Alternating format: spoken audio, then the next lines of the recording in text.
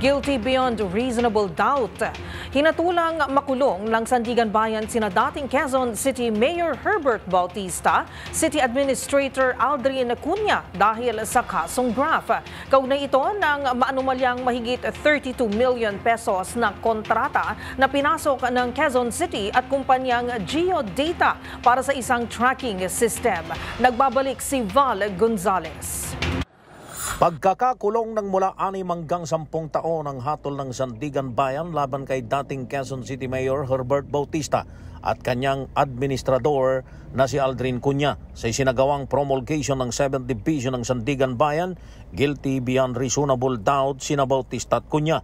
May kinalaman ang kaso sa mahigit 32 million peso contract na pinasok ng city government at kumpanyang Geodata noong alkalde pa si Bautista para sa online occupational permitting and tracking system.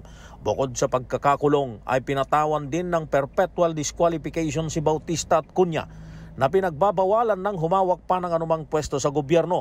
2023 pa ng basahan ng sakdalang dalawa mula sa kasong isinampa mismo ng City Legal Department ng Lungsod Quezon.